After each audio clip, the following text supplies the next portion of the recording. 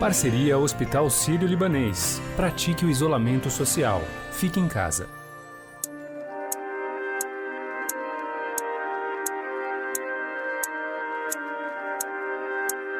Com o aumento do número de casos de pessoas infectadas pelo novo coronavírus, as dúvidas sobre a doença e até sobre as decisões tomadas pelos governantes são comuns neste período. A enxurrada de informações sobre a Covid-19 pode aumentar a ansiedade por causa do pouco que se sabe ainda sobre este inimigo invisível. Neste momento, nada como recorrer às análises de especialistas, como médicos e cientistas. É o caso do biólogo e colunista do Estadão, Fernando Rainá. Ele é o nosso entrevistado de hoje aqui do podcast. Em conversa registrada pelos apresentadores Raíssen Abac e Carolina Ercolim, Rainá fala sobre diversos aspectos da doença, do tratamento ao avanço da pandemia. Em um dos seus artigos para o Estadão, de nome Que Chance Eu Tenho de Morrer pelo Coronavírus, ele diz que a resposta seria simples: dividir o número de pessoas que contraíram a doença pelo número de mortos, como faz o Ministério da Saúde. A gente quer fazer a gente fez um algoritmo com disparo de ligações para 125 milhões de brasileiros, ligado num grande data center, num grande big data, que a gente vem trabalhando nisso nos últimos 20 dias, para que o conjunto dessas informações a gente antecipe quem é risco, quem é que tem contato com quem, aonde está, qual é o nome. No entanto, o biólogo afirma que esta conta está superestimada e feita de forma errada. O que o governo faz todo dia, ele anuncia o número de casos totais e o número de mortes totais.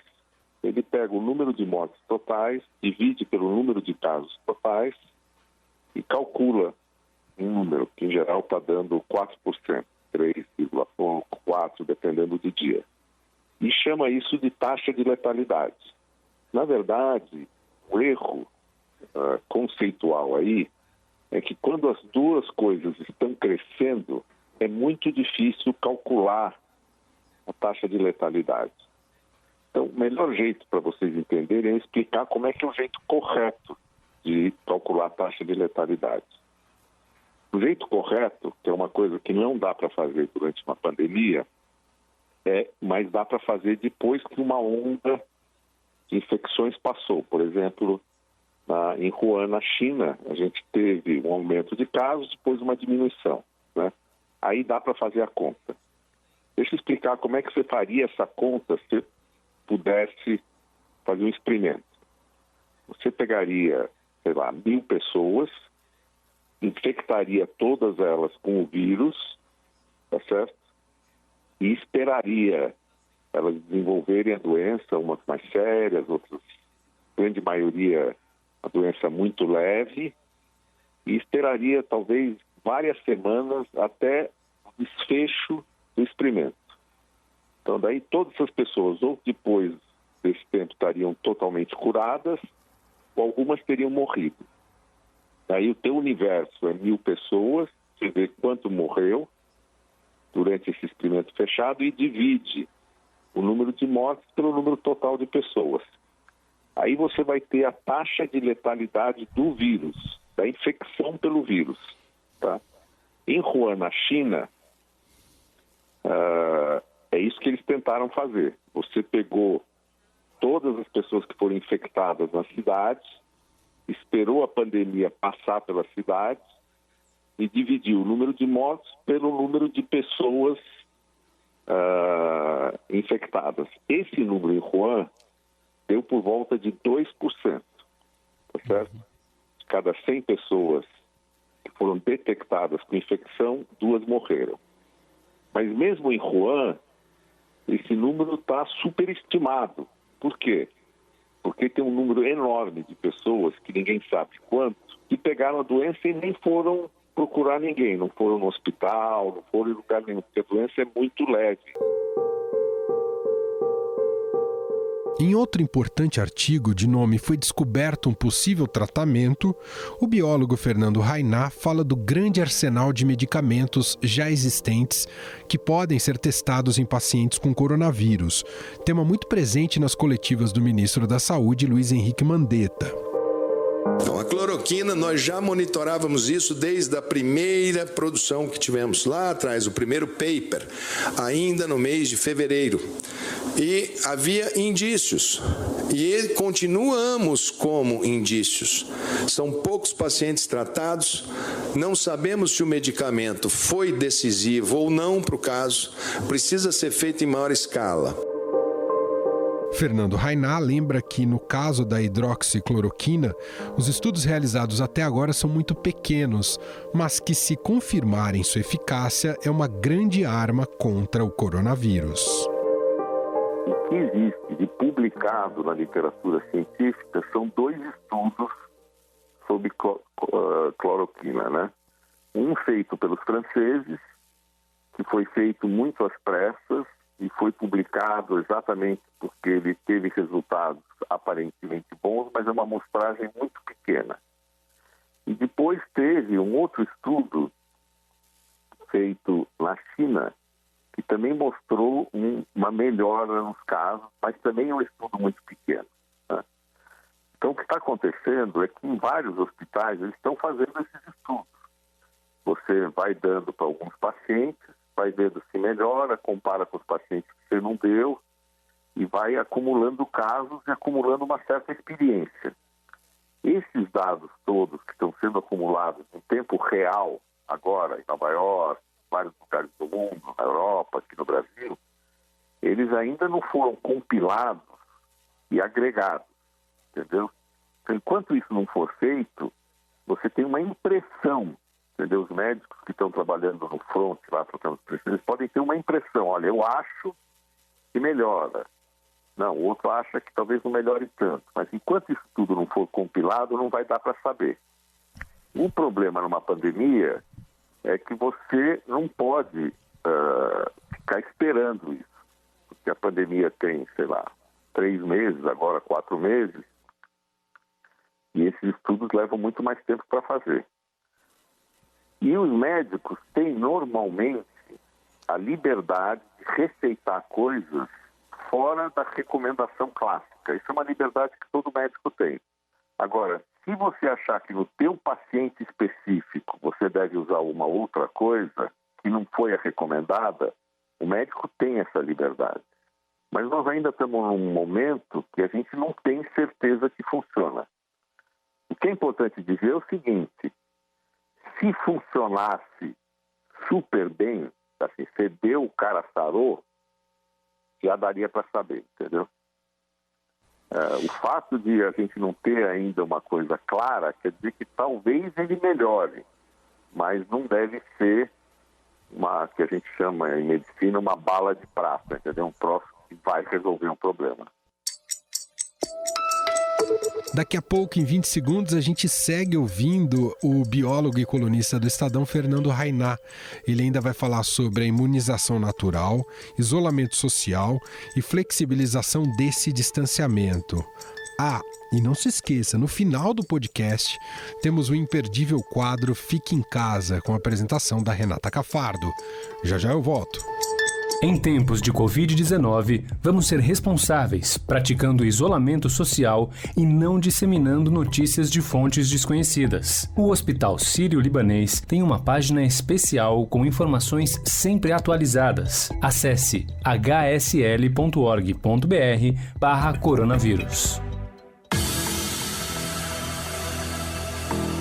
No bloco anterior, Fernando Rainá falou em entrevista a Raíssen Abac e Carolina Ercolim, estamos ouvindo aqui alguns trechos, sobre os modelos epidemiológicos do coronavírus e possíveis tratamentos para a Covid-19.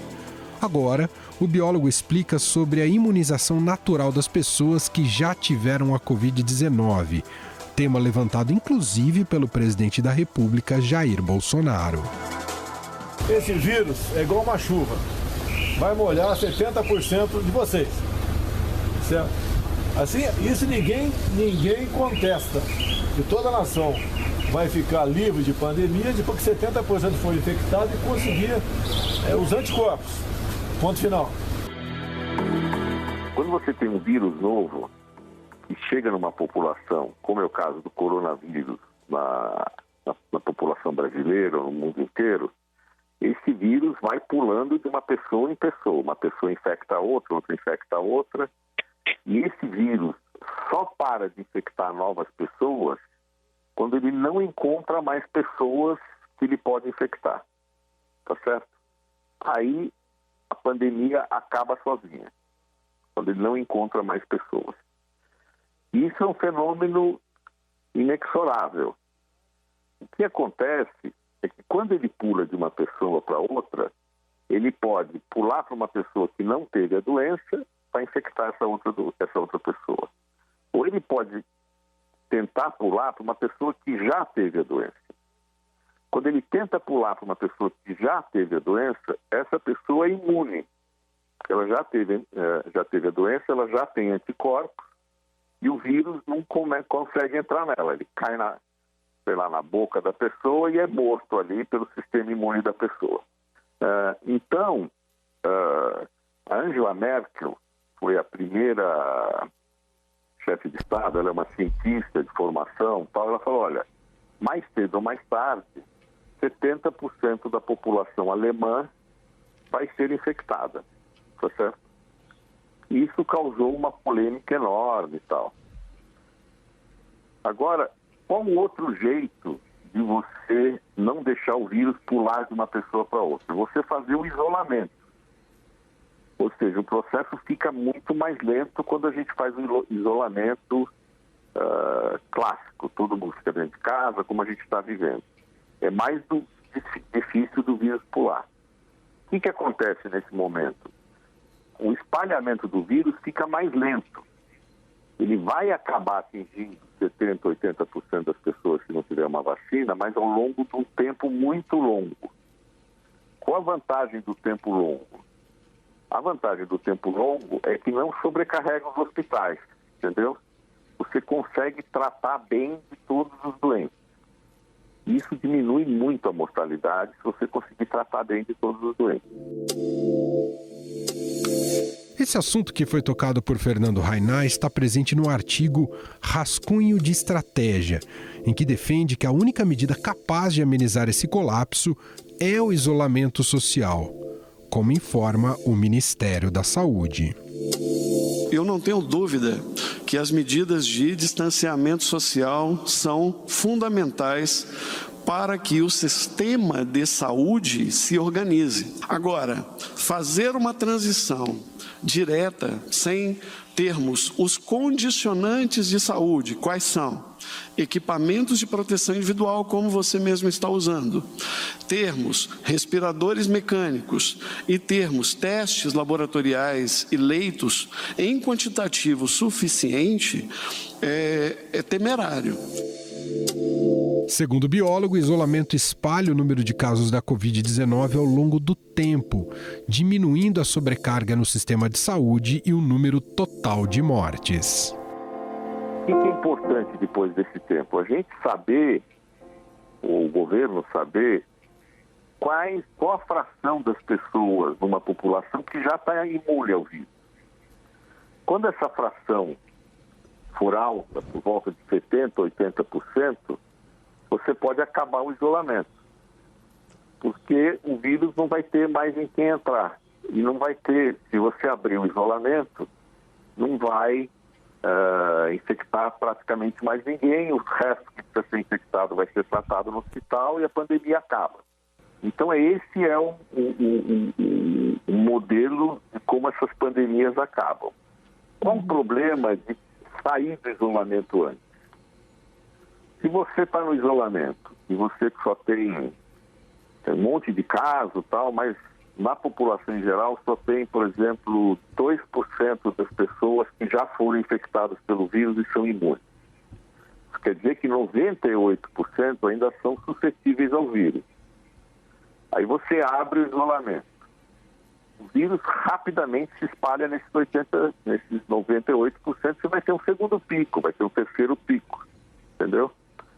Então é muito importante você monitorar a imunidade de rebanho, que a gente chama.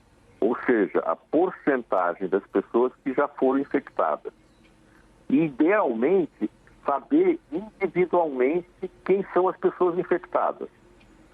Você pega aqui o chefe, o Davi Wippe, que é o médico que está coordenando a resposta ao coronavírus aqui em São Paulo, né? Ele foi infectado. Ficou lá em casa 2 semanas, tal. Não sei se foi um caso mais grave ou não, mas não precisou nem ser internado. Bom, hoje, ele é um médico imune ao coronavírus. Ele pode ir lá no hospital, sem máscara, sem nada, dar um beijo nos pacientes, falar, como é que você vai? Está melhorando, etc. Então, o que os hospitais estão fazendo?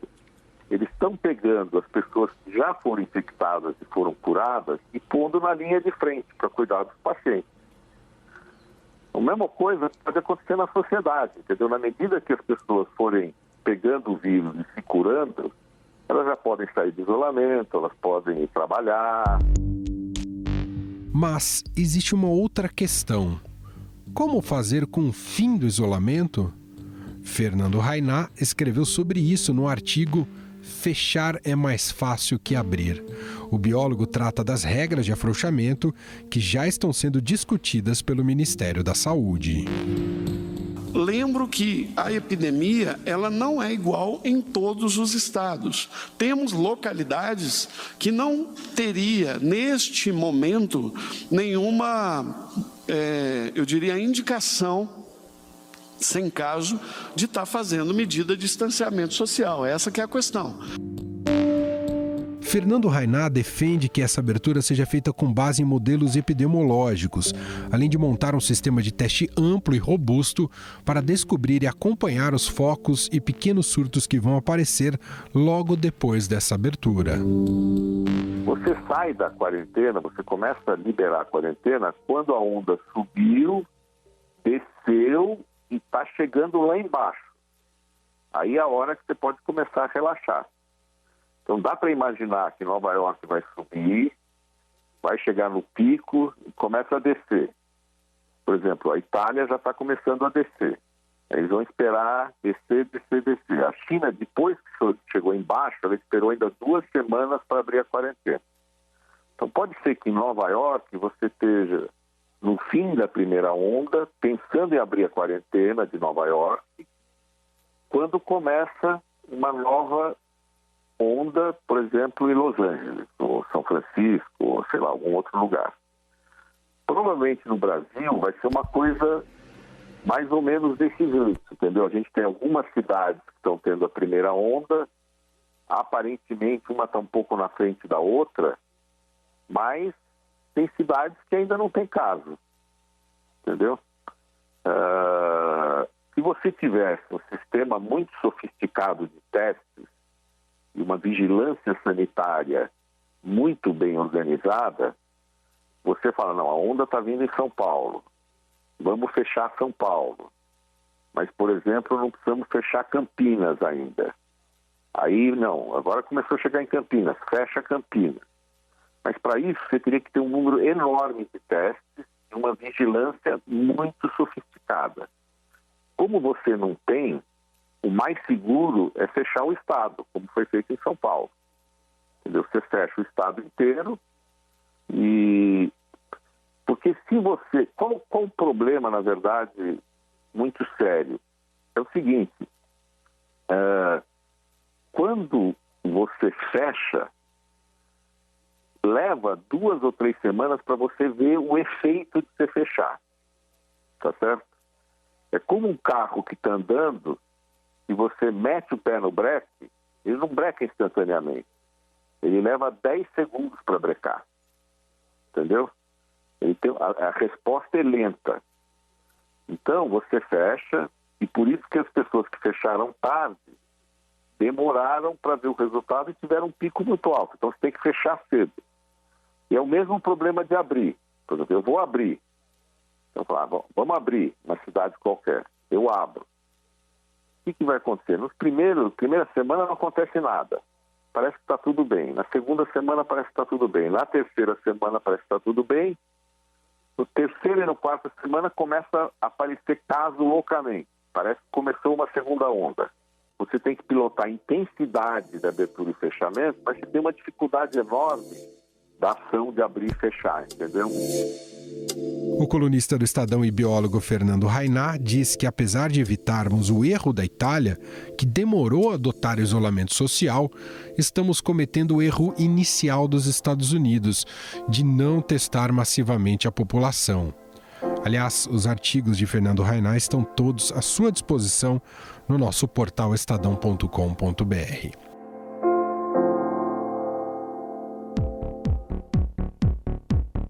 E para encerrar este podcast, está chegando ela, Renata Cafardo. Fique em casa com o Estadão, com Renata Cafardo.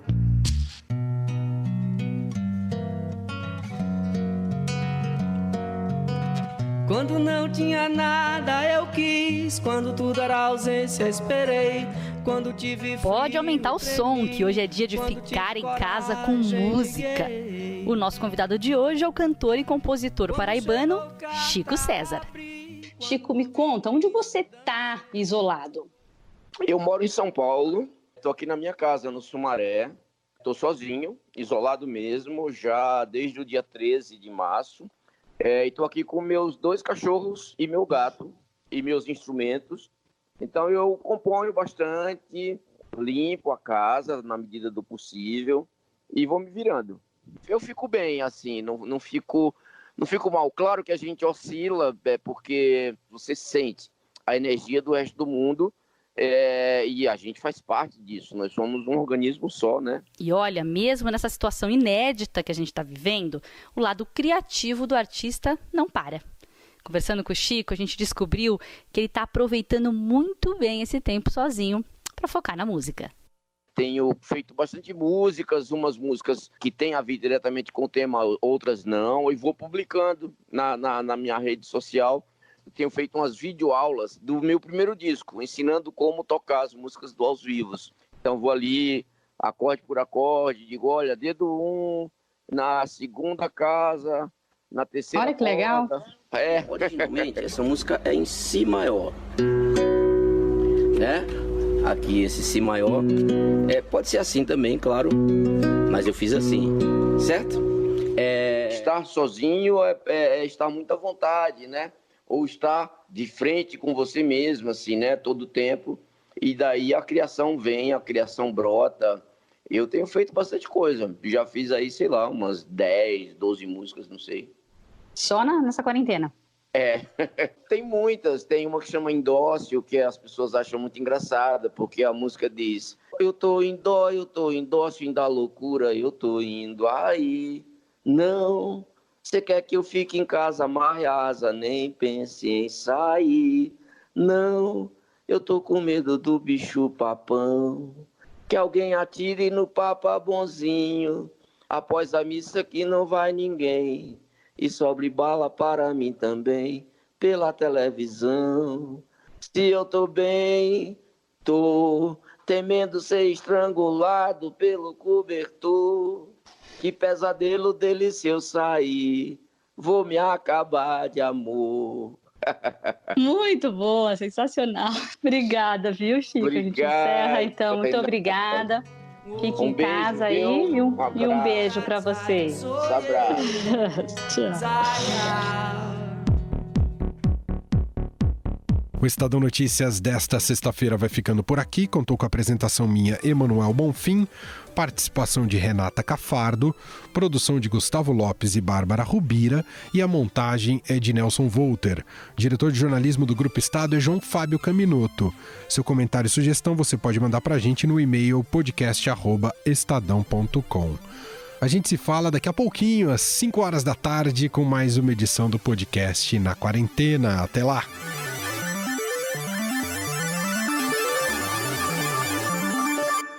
Estadão Notícias.